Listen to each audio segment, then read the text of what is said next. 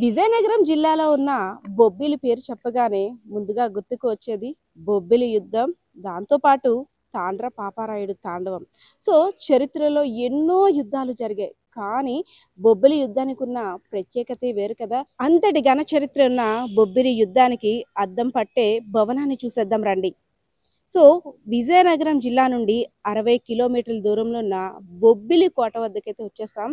అసలు అంటే మనం చాలా సినిమాల్లో చూస్తుంటాం, లేదంటే అంటే అమ్మా నాన్నలు తాతలు ముత్తాతలు చెప్పిన కథలు వింటుంటాం. అనగనగా ఒక రాజు, ఆ రాజు అడవికి వెళ్ళాడు, వేటకి వెళ్ళారు అని కథల్లో చాలా ఇమాజిన్ చేసుకుంటుంటాం. అసలు అడవికి ఎందుకు వెళ్తారు, అసలు ఏ ఏ కత్తులు పట్టుకొని వెళ్తారు, యుద్ధం అంటే ఎలా జరుగుతుంది? సో ఇలాంటి చాలా క్వశ్చన్స్ చాలా మందికి ఉంటాయి కదా. సో నేనైతే వాటన్నిటి కూడా ఆన్సర్ చూపేందుకు వచ్చేస్తాను, వచ్చేయండి మీరు కూడా.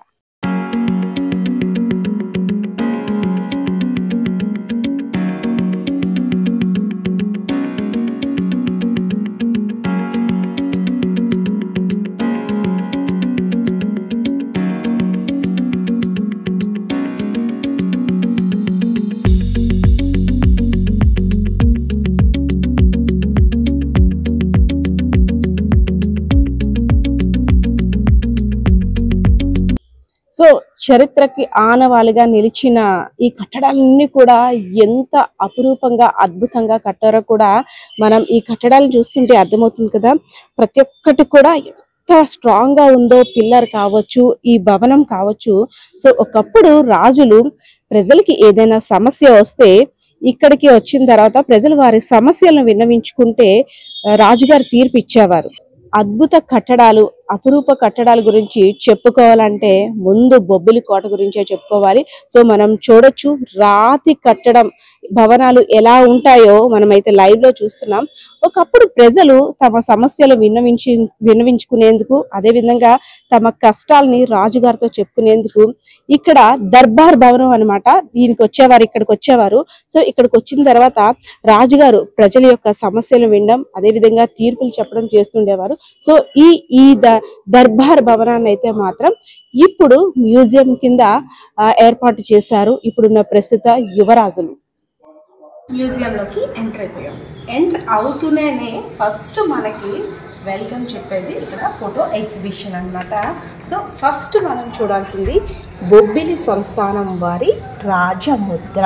సో మనం ఎక్కడ చూసినా ఈ బొబ్బిలి యుద్ధానికి సంబంధించి కానీ, బొబ్బిలి రాజవంశీలకు సంబంధించిన కానీ ఈ రాజముద్ర కంపల్సరీగా ఉంటుంది. ఇక్కడున్న ఫోటో ఎగ్జిబిషన్ చూస్తున్నట్టయితే ప్రతి ఒక్క సందర్భాన్ని గుర్తు చేస్తూ, అంటే అప్పుడు కోట నిర్మాణం ఉన్న దృశ్యం, అదేవిధంగా అప్పటి రాజులు బ్రిటిష్ వారు ఎలాంటివి బహుకరించారో అలాగే బొబ్బిలి యుద్ధ స్తంభం చిహ్నం, అదేవిధంగా రంగారావు అంటే బొబ్బిలి రాజావారి రంగారావు గారికి అత్యంత ప్రీతికరమైన ఒంగోలు ఆంబోత్ అంట 8 సంవత్సరాలుగా రాష్ట్ర స్థాయిలో అతి బలమైన ఎద్దుగా ప్రథమ బహుమతి పొందిందంట. సో ఒక ప్రతి అకేషన్ని, ప్రతి ఇన్సిడెంట్ని కూడా ఒక ఫోటో గ్యాలరీలో భద్రపరిచి ఇక్కడంతా కూడా ఫోటో ఎగ్జిబిషన్ పెట్టారు. వాళ్ళ చిన్నప్పటి విషయాలు, అదేవిధంగా యుద్ధం సమయంలో సైనికులు పల్లకిలో ఊరేగించింది, ఏనుగు అంబారీ మీద వెళ్ళినవి, దట్టు బ్రిటిష్ వారు వచ్చినప్పుడు ఎలా వీళ్ళు రిసీవ్ చేసుకున్నారు, ప్రతి ఒక్క ఇన్సిడెంట్ని కూడా ఫోటో ఎగ్జిబిషన్ని ఇక్కడ మనం మ్యూజియంకి ఎంటర్ అయ్యేటప్పుడు ఫోటో ఎగ్జిబిషన్ని చూసి అప్పుడు మ్యూజియంలోకి ఎంటర్ అవుతామంట. సో ఎంటర్ అయ్యాం కదా, ఇక లోపల మతి చెదిరిపోయే మంచి మంచి అద్భుతాలు అయితే ఉన్నాయి, వింతలు విశేషాలు కూడా ఉన్నాయి. ఇంకా చూద్దాం పదండి. సో బొబ్బిలి మ్యూజియంలోకి ఎంటర్ అవగానే మనం ఫోటో గ్యాలరీ ఎగ్జిబిషన్ చూసాం. తర్వాత లోపలికి స్టెప్స్ ఎక్కి వచ్చిన తర్వాత సో ఫస్ట్గా మనం చూడాల్సింది సో మహారాజా శ్రీ వెంకట శ్వేత చలపతి రంగారావు బహదూర్ గారు, బొబ్బిలి మహారాజు గారు. సో ఆయన స్టాచ్యూని ఎంత అందంగా ఇక్కడ అమర్చారో ఫస్ట్ ఇది చూసిన తర్వాత రాజులు వినియోగించిన అంబారీలు, పల్లకీలు, అలాగే రాజులు వేట చేసి తీసుకొచ్చిన పులి చర్మాలు, రాజులు వెయింగ్ మిషన్, అబ్బో ఒకటి కాదు చాలా ఉన్నాయి, చూద్దాం. సో ఇవన్నీ చూపించేందుకు మనకు కూడా ప్రతిదీ క్షుణ్ణంగా తెలిపేందుకైతే ఉన్నారు విశ్వేశ్వరరావు విశ్వేశ్వరరావు గారు ఉన్నారు. సో అసలు ఏ కాలం నాటివి, ఏ టైంలో ఎందుకు ఎలా వినియోగించారో కూడా చెప్తారు. సార్ నమస్తే అండి. నమస్తే సార్, బొబ్బిలి మ్యూజియం అనేసరికి అసలు ఎంతో ఘన చరిత్ర, ఆ చరిత్ర తెలుసుకోవడానికి కొన్ని రోజులు ఏళ్ళు కూడా పడతాయేమో. సో అలాంటి అద్భుత చరిత్రని మ్యూజియంలో భద్రపరిచి, అంటే మాలాంటి ప్రేక్షకులందరికీ కూడా బొబ్బిలి యుద్ధం యొక్క విశిష్టతను తెలియజేసేందుకు యువరాజులు ఇద్దరు కూడా యువరాజులు ముగ్గురు కూడా, అంటే ప్రపంచానికి చరిత్ర తెలియని బొబ్బిలి యుద్ధం అంటే ఏంటి, అసలు బొబ్బిలి యుద్ధంలో వినియోగించిన కత్తులు, అదేవిధంగా సామాన్లు చాలా ఉన్నాయి. అంటే అవి రాజుల భాష మాకు తెలియ, అంటే ఆ వస్తువులు చూస్తే కానీ మాకైతే తెలియదు. సో మీరైతే రెడీగా ఉన్నారా చూపించడానికి? స్టాచ్యూ అంటే దేనికైనా ప్రత్యేకత ఉంటుంది సార్. ఈ స్టాచ్యూ ఏంటి సార్? అంటే ఇప్పుడున్నటువంటి ఈ జనరేషన్లోని ఉన్నటువంటి రాజావారులో ఈ రాజావారు మొదటివారు. అంటే ఈ రాజావారు 10వ తరానికి సంబంధించినటువంటి రాజుగారు. మరి ఈ రాజావారి నుంచి మనకి ఈ మ్యూజియంలో ఫోటో కలెక్షన్స్ అనేది ఏర్పాటు జరిగింది. ఓకే, ఈయన తీసుకున్న డెసిషన్ అంటే ఈయన దగ్గర నుండి ఇవన్నీ కూడా ఈ ఆనవాళ్ళన్నీ కూడా ఫోటో లభ్యం అవ్వడం అనేది జరిగింది. సో ఫస్ట్ అంటే ఈయన తీసుకున్న నిర్ణయం, ఈయన ఆలోచన వల్ల మనం ఇవన్నీ చూడగలుగుతున్నాం. సో రండి చూసేద్దాం. మ్యూజియంలోకి రాగానే ఫస్ట్ మనం ఫోటో ఎగ్జిబిషన్ అంటే గ్యాలరీ మొత్తాన్ని చూసేసాం. అదేవిధంగా ఇంకొంచెం స్టెప్స్ ఎక్కి ముందుకు వస్తే సో ఇక్కడ ఉన్న మ్యూజియంలో పల్లకీలు, అదేవిధంగా డిఫరెంట్ టైప్, అంటే అప్పట్లో ఉన్న రాణులు ఎలాంటి అద్దాలను యూజ్ చేసేవారు, వాటికి ఉన్న చరిత్ర, ఇక్కడ ఉన్న ప్రతి వస్తువుకి ప్రతి మూలానికి కూడా ఒక్కొక్క చరిత్ర ఉంది. ఈవెన్ మీరు అక్కడ చూస్తున్న స్తంభాలతో సహా. సో ఈ విశ్వేశ్వరరావు గారు ఫస్ట్ రాగానే మాకు కనిపించింది ఏంటంటే రాజముద్ర, బొబ్బిలి వంశీయుల యొక్క రాజముద్రతోటి ఏనుగు అంబారి కనిపించింది. అసలు అంటే ఈ అంబారి ఇప్పుడు వినియోగించారు. అప్పట్లోని ఈ అంబారీని తయారు చేయడం అంటే ఈ వుడ్ కూడా స్పెషాలిటీ ఉంటుంది కదా. సో దీని గురించి డీటెయిల్స్ కావాలి సార్ మాకు. అంటే ఈ ఏనుగు అంబారీ అనేది వాళ్ళు ఏవైనా ఇంపార్టెన్స్ పండుగలు, ఒక దసరా ఫెస్టివల్ టైంలో కానీ వాళ్ళకి పెళ్ళిళ్ళు గట్రా అయ్యేటప్పుడు ఆ టైంలో మట్టుగా ఈ ఏనుగు అంబారీ అనేది ఉపయోగించడం అనేది జరిగింది. ఓకే సార్, ఇందులో కూడా ఇది రాణిదా రాజుదా అలా ఉంటుంది కదా, అలా ఉంటుందా? ఈ ఏనుగు అంబారీ అంటే రాజావారిని పెట్టి ఊరేగించారు. రాజావారు నెక్స్ట్ మెయిన్ రాజుగారిని పెట్టి వీళ్ళు ఊరేగించారు. ఓకే, రాజుగారిని పెట్టి ఊరేగించిన అంబారీ మనకి అక్కడ డిస్ప్లేలో కూడా ఉంది. బొబ్బిలి రాజావారు విశేషంగా ఉపయోగించిన ఏనుగు అంబారీ. సో ఇందులో కూడా డిఫరెంట్ టైప్స్ ఉన్నాయి, అవి కూడా ఇక్కడ మ్యూజియంలో ఉన్నాయి, చూద్దాం. ఏనుగు అంబారీ అంటే ఇది బొబ్బిలి దేవేశ్వర రాణి గారు ఉపయోగించిన పల్లకి అండి. సార్ ఈ పల్లకి అప్పుడు కూడా ఇదే, అంటే వెల్వెట్ క్లాత్, ఇది ఏం టేక్ అంటారు సార్? చాలా వెయిట్ కూడా ఎక్కువగా ఉంటుందేమో మేబీ. ఇది రంగూన్ టేక్ సంబంధించినటువంటి ఐటమ్ మేడం. ఏది సార్? Rangoon Burma teak. ఆ రోజుల్లో రంగూన్ టేక్ అంటే చాలా కాస్ట్లీ అయినది. అంటే ఈ రోజుల్లో దాని వాల్యూ అనేది మనం కట్టలేము. చాలా వెయిట్ కూడా ఉంటుంది కదా. నెక్స్ట్ దేవేశ్వర రాణి గారు అంటే ఇప్పుడు ఉన్నటువంటి రాజావారి తాలూకా నాయనమ్మ గారు. ఓకే, నాన్నమ్మ గారు ఆ టైంలో ఉపయోగించినటువంటి పద్ధతి. దీన్ని మామూలుగా వెయిట్ మోయాలంటే ఇటొక ముగ్గురు అనే వాళ్ళు కూడా సరైన మనసు. అప్పుడు ఇప్పుడు 5 పడతారేమో ఈజీగా. మరి ఆ మనుషులతో పోలీసు చూస్తే ఇప్పుడు మనుషులు మనం ఎందుకు పని. అప్పుడు మనుషులు మనం డిస్ప్లేలో ఫోటోలో కూడా ఆజాన్ బాపుల్లా ఉన్నారు కాబట్టి ఆ విధంగా ఇప్పుడు ఈ పళ్ళని ఉపయోగించారు. మూవీస్ లో చూస్తాం ఇలాంటివన్నీ కూడా ఇప్పుడు అన్ని అంతరించిపోతున్నాయి. ఎక్కడో పెళ్లిళ్ళలో వాటిలో పెళ్లి కూతురు తీసుకొస్తూ ఉన్నారు, కానీ ఇప్పుడు అవి కూడా లేవు. అంతా కూడా డీజే సిస్టమ్స్ అంతా అయిపోయాయి. సో ఇక్కడ చూడండి, ఇది మియ్యను చర్మం అన్నమాట. పులిది బొబ్బిలి కుమార్ రాజావారు అంటే ఇప్పుడు ఆర్బీజీకే రంగారావు గారు ఎవరైతే ఉన్నారో కొరియా మధ్యప్రదేశ్లో వేటాడిన అతిపెద్ద బెబ్బులి. అసలు యాక్చువల్లీ సార్ బెబ్బులి బొబ్బిలి ఏంటి, రెండింటికి రైమింగ్ ఏంటి, కాంబినేషన్ ఏంటి? బెబ్బిలి అంటే పెద్ద పులి, బొబ్బిలికి దీనికి కూడా కాంబినేషన్ ఉందంటారు. అంటే ఫస్ట్ మన బొబ్బులికి బెబ్బిలి అనే పేరు. ఇది రియల్ చర్మం అంటారా? ఇది రియల్ ఒరిజినల్ రియల్ గా అప్పుడు ఇది పాడైపోకుండా ప్రతి 3 లేక 4 సంవత్సరాలకు ఒక్కొక్కసారి మహారాష్ట్ర వాళ్ళు వస్తారు. వాళ్ళు వచ్చి ఏవో రసాయనాలు దీన్ని క్లీనింగ్ చేస్తారు. పులి చర్మం ఉంది కదా, ఇది రియల్ పులి చర్మం. ఆ సాఫ్ట్నెస్ అవన్నీ టచ్ చెయ్యాలన్నా కూడా భయం వేస్తుంది. నిజంగా రియల్గానే ఉంది ఇదంతా కూడా. ఇది బొబ్బిలి కుమార్ రాజా గారు అయినటువంటి ఆర్విజికే రంగారావు గారట కొరియా మధ్యప్రదేశ్లో వేటాడిన అతి పెద్ద బెబ్బులి. దీని పొడవు చూసారు 10 అడుగుల 2 అంగుళాలంట.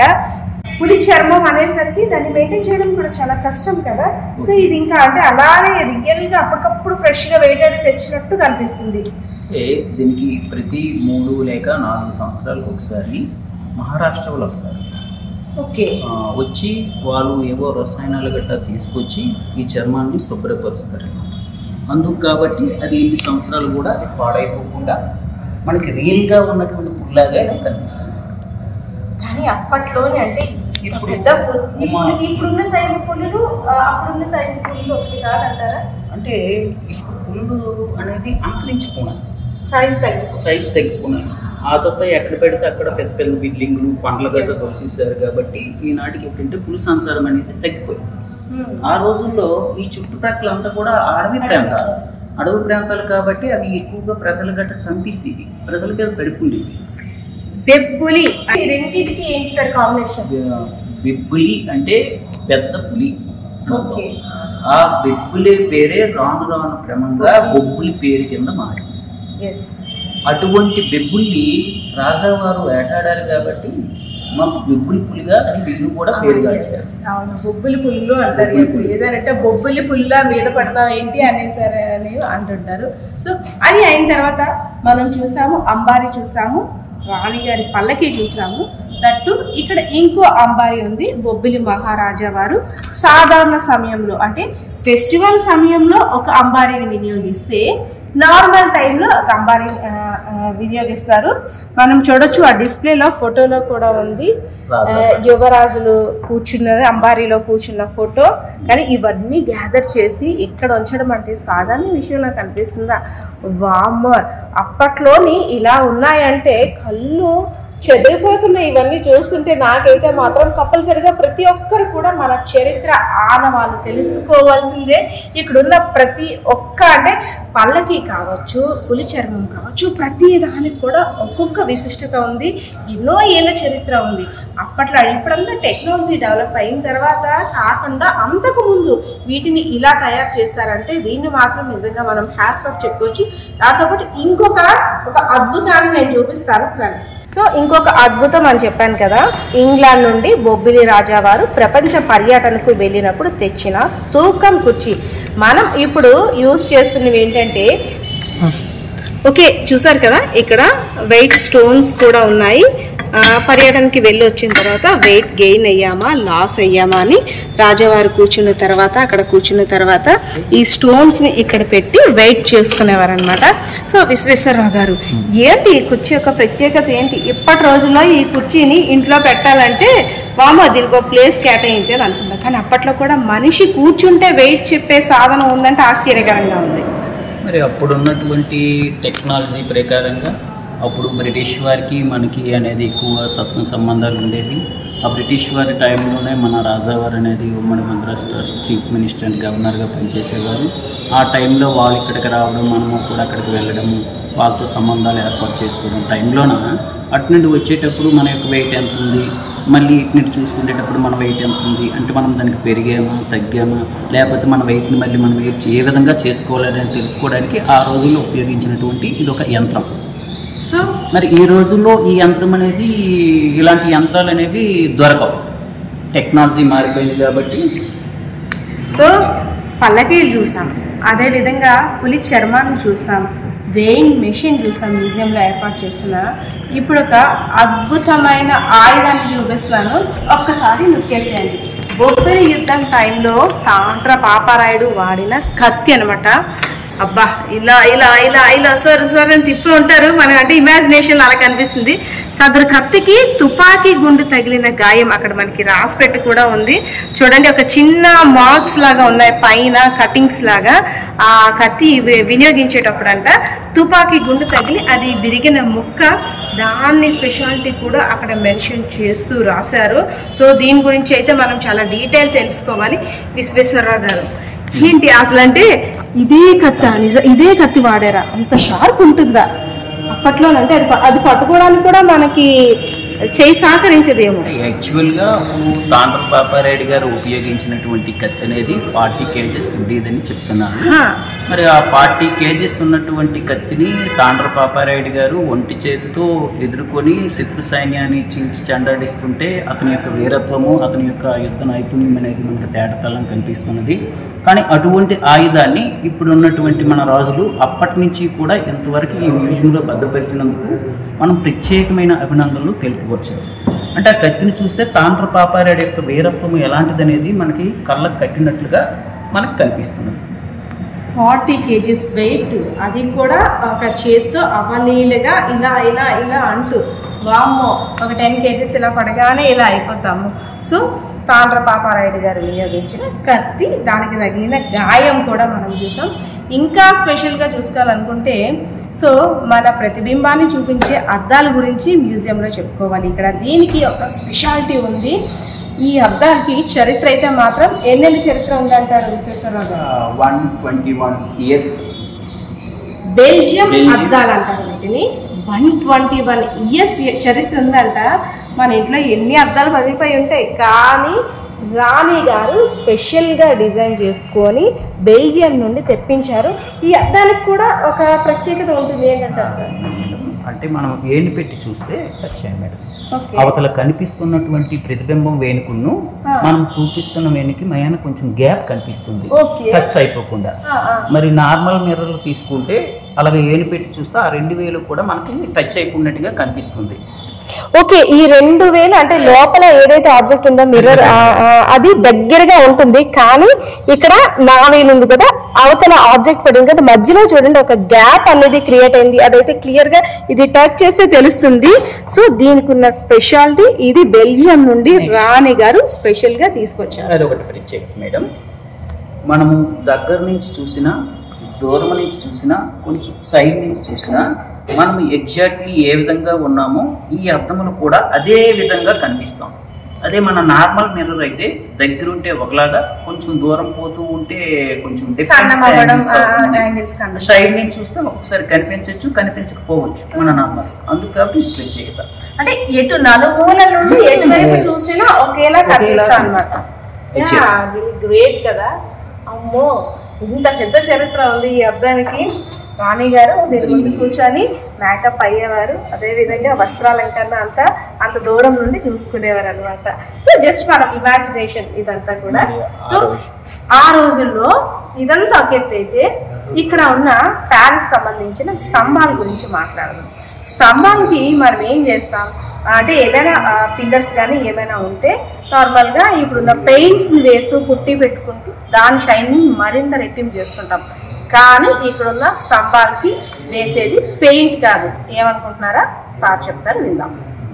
ఎస్, చెప్పాను కదా, ఇక్కడున్న పిల్లర్స్ని చూస్తే ఇది నాకు ఎలా అనిపించిందంటే పాల రాయిని టచ్ చేస్తున్నాం అన్నంత సాఫ్ట్గా, అదేవిధంగా షైనింగ్గా కూడా ఉంది. కానీ దీనికి యూజ్ చేసేది పెయింట్ కాదంట. ఏంటో తెలుసుకోవాలి మనం కూడా. సార్ ఇంత షైనింగ్గా ఉన్నాయంటే ఇది పెయింట్ కాదు మేడం చెప్పుకోండి అన్నారు. కానీ నేను టచ్ చేసినా నాకు ఇది ఎలా అంటే ఒక పాలరాయి కనిపిస్తున్నట్టు కనిపిస్తుంది, కానీ నాకు అంతగా నేను అనాలిసిస్ చేయలేకపోతున్నాను. ఏంటి సార్? అంటే ఇది కోడిగుడ్లోని వైట్ సున్నా, ఎగ్ వైట్, సున్నం, బెల్లం, తేనె, కరక్కాయ రసం. ఈ నేను చెప్పినటువంటి ఐటమ్స్ 5 ఐటమ్స్ని కూడా కలిపి మిక్స్ చేసి పాలిష్ చేశారు స్తంభానికి. ఈ పాలిష్ చేయడం వల్ల ఎగ్లో ఉన్న వైట్, బెల్లం, సున్నం, బెల్లం, తేనె, కరక్కాయ రసం ఎంత పడుతుంది? మరి ఆ రోజుల్లో మరి రాజులకు ఉన్నటువంటి సోర్సెస్ని బట్టి ఆ రోజుల్లో ఈ కట్టడాలు అనేవి జరిగాయి. అంటే ఈ షైనింగ్ కోసం ఇవి కలిపితే ఇంత షైనింగ్ వస్తాయి అని ఆలోచన ఉంది కదా. నిజంగా మనమైతే మాత్రం అంటే అప్పట్లో ఉండే కళాకారులకి, అదేవిధంగా ఈ చేతివృత్తి పనిచేసే వాళ్ళందరికీ కూడా హ్యాట్స్ ఆఫ్. ఎంత చెప్పినా సరే తక్కువనే చెప్పుకోవచ్చు. అసలు గుడ్డు వీటితోటి ఏంటబ్బా షైనింగ్ వామో ఆశ్చర్యకరంగా ఉంది కదా. అందువల్ల ఈ స్తంభాలకి మనకి అంటే స్మూత్నెస్ అండ్ షైనింగ్ మనకు కనిపిస్తాయి. Smoothness and shining. అంటే పిల్లర్స్ గురించి చెప్పారు. ఇవన్నీ కూడా గాజు సీసాలతో మూత వేసి ఉన్నాయి. ఏంటి సార్ ఇదేంటి సార్? ఇది గాలి మరకు సంబంధించినటువంటి ఒక ఐటమ్ అండి. అందులో ఒక చిన్న పార్ట్ అంటే ఆ రోజుల్లో గాలి ఎటువైపు నుండి ఎంతవరకు ఎటువైపు, ఎక్కడి నుంచి ఎంతవరకు ఎటువైపు ఇస్తుందని తెలియపరచుకోవడానికి అందులో ఒక చిన్న పార్ట్ మనకు ఉన్నటువంటి పార్ట్ మనం చూపిస్తాం. ఇది సార్ ఇది లైట్ హౌస్. మనకి వైజాగ్ బీచ్ కదా, దాని యొక్క నమూనా. అంటే దేంతో తయారు చేశారంటారు? ఓకే, రేకుతో తయారు చేసి లైట్ హౌస్ అప్పుడు ఈ దాని నమూనా. దీన్ని ఆధారంగా చేసుకుంటూ మనకు వార్ మెమోరియల్ ఎంత స్తంభాన్ని నిర్మించడం అనేది జరిగిందనేది. ఓకే సార్, ఇది పూర్ణకుంభం. ఈ పూర్ణకుంభం అనేది కృష్ణ రంగారావు గారు మంత్రిగా పనిచేసేటప్పుడు మనకు విజయవాడలో తెలుగు మహాసభలు జరిగాయి. అతన్ని చీఫ్ గెస్ట్ గా ఆహ్వానించారు. అతన్ని సన్మానం చేసేటప్పుడు ఈ కలశాన్ని అతనికి ప్రజెంట్ చేశారు. ఓకే, సో దాని గుర్తుగా అలా అన్నమాట మ్యూజియంలో. ఇదేంటి సార్? ఇది చదరంగా? చదరంగం కాదమ్మా, అప్పుడు ఆ రోజుల్లో ఒక దివా. ఓకే సార్ ఇదేంటి సార్? ఇది ఏంటో నాకు చెస్ కనబడుతుంది దీని మీద, చెస్ బోర్డ్ లా కనిపిస్తుంది. ఆ టేబుల్ కు ఉన్నటువంటి 4 కాలు కూడా ఐవరీ ఏనుగు దంతాలతో చేసినటువంటి కాల్స్ అన్నమాట. ఏనుగు దంతాలతో చేసిన ఆ విధంగా కాలు కింద పెట్టారన్నమాట ఆ టేబుల్ కి. అయితే ఈ టేబుల్ అనేది ఇప్పుడు మనము అకౌంటెంట్స్ ఏ విధంగా రాసుకుంటామో ఆ రోజుల్లో ఒక నాయుడు కర్ణాలు ఉపయోగించినటువంటి ఒక పెట్టిగా ఉపయోగించేవారు. మూవీస్ లో చూసాం, చిత్రగుప్తులు రాస్తూనే ఉంటారు అలాగా. కానీ ఇది ఏనుగు దంతాలు పిల్లర్స్ గా యూజ్ చేసి పెట్టిని తయారు చేశారు. ఓకే సార్, ఇది ఏంటి? ఈ పళ్ళెం ఏంటి వెరైటీగా ఉంది, డిజైన్ తోటి స్పెషల్ గా. ఆ రోజుల్లో కళాకారులు ఉండేవారు, శిల్ప కళాకారులు. ఆ రోజుల్లో రాజులు శిల్ప కళాకారుని ఎంతగానో ఆదరించి పోషించారు. దానికి తగ్గట్టుగా వాళ్ళు ఆ శిల్పులు ఏం చేశారంటే ఒక రాయిని తీసుకొని ఒక ప్లేట్ రూపంలో తయారు చేయడం అనేది జరిగింది. అంటే ఇది మెటల్ కాదా? మెటల్ కాదు, రాయి. అంటే వాళ్ళు తయారు చేసిన దీనికి ఒక ప్రతీకగా వాళ్ళ యొక్క నైపుణ్యాన్ని చూపించుకోవడానికి ఉదాహరణగా దీనిలో పెట్టడం. చేతితోనే కళాకారులు శిల్పులు చెక్కిన పళ్ళెం అంతేనా? రాయితో వారి యొక్క నైపుణ్యాన్ని చూపించుకోవడానికి. సో లాస్ట్ లో మన బొబ్బిలి వీణ, దీని గురించి స్పెషల్గా చెప్పక్కర్లేదు. బొబ్బిలి వీణకున్న ప్రాముఖ్యతని బిల్ క్లింటన్కైనా ఎవరికైనా వచ్చారంటే ఫస్ట్ బహుమతి బొబ్బిల వీణ, ఫస్ట్ బహుమతి బొబ్బిలి వీణ ఇవ్వాల్సిందే. సో పనస కర్రతో చేసే ఈ బొబ్బిలి వీణ చాలా లైట్ వెయిట్ ఉంటుంది. సో దీని నుండి వచ్చే మ్యూజిక్ కూడా చాలా ప్లెజెంట్గా ఉంటుంది, చాలా తేలికగా ఉంటుంది. సో దీని గురించి కూడా చాలా పెద్ద స్టోరీ ఉంది, ఇంకో స్టోరీలో చూద్దాం. సో ఓవరాల్గా మ్యూజియంలోని చాలా వింతలు విశేషాలు చూసాం.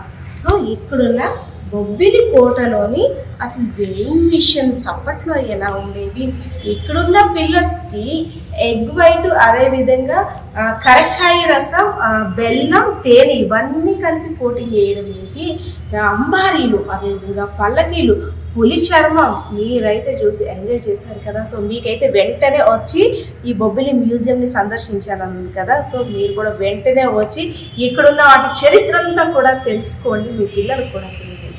సో ఇక్కడున్న పరిస్థితి ఇది. కెమెరా పర్సన్ బాలకృష్ణతో పద్మ, ఐడల్స్ మీడియా, విజయనగరం. నిజంగా ప్రస్తుతం ఉన్నటువంటి సమాజం దేనికి ప్రయారిటీ ఇస్తుంది? ఆర్థిక సంబంధాల చుట్టూ మాత్రమే తిరుగుతుంది. మళ్ళీ ఎన్నికలంగానే చాలా విరక్తి కలుగుతాను. మంచి అనిపిస్తుంది కదా, లేడీస్ కూడా ఛాలెంజింగ్ జాబ్స్ చేసినప్పుడు చాలా బాగుంటది. ట్రాఫిక్ అసిస్టెంట్స్ గా నియమించిన ట్రాన్స్జెండర్స్ అందరితో సాల్యూట్ చేయించుకుంటున్నారు. ఫుడ్ డెలివరీ ఇవ్వటానికి వెళ్ళినటువంటి డెలివరీ బాయ్ అనిల్ పై కళ్ళ ముందు